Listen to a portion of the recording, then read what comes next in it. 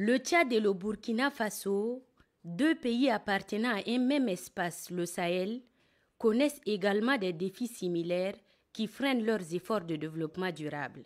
Il s'agit des défis sécuritaires et climatiques que les deux pays, ayant de forts liens d'amitié et de coopération, s'emploient à relever ensemble via des échanges au sommet.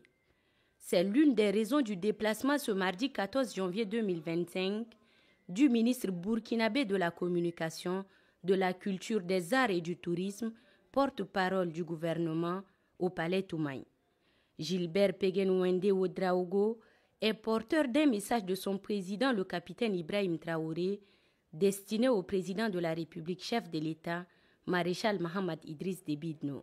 Par ce message, le président burkinabé réaffirme sa solidarité au chef de l'État et l'invite officiellement à prendre part à la 29e édition du Festival panafricain du cinéma et de la télévision de Ouagadougou, FESPACO.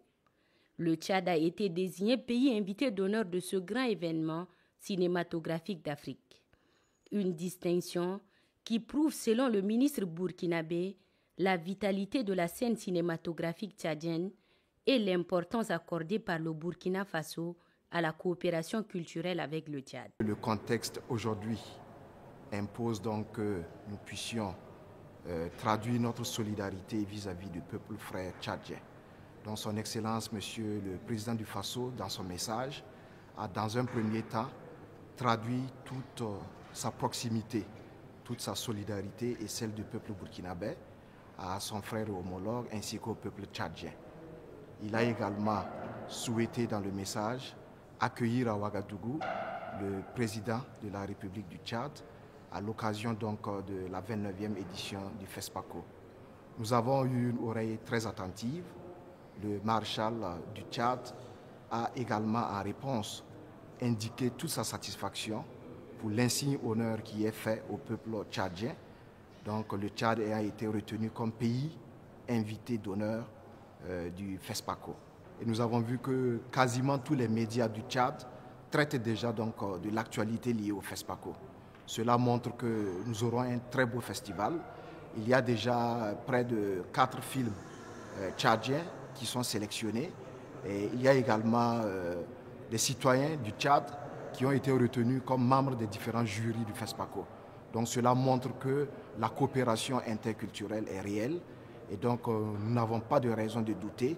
Le FESPACO sera un franc succès et le peuple tchadien sera en tout cas le bienvenu à Ouagadougou pour qu'ensemble nous puissions vivre la fête du cinéma africain.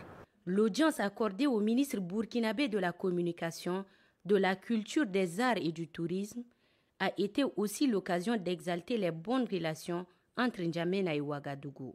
Des relations qui se portent bien et que les deux chefs d'État d'une commune vision œuvrent à leur donner une dimension plus dynamique. Entre le Burkina Faso et le Tchad, nous entretenons des relations historiques qui datent de plusieurs siècles.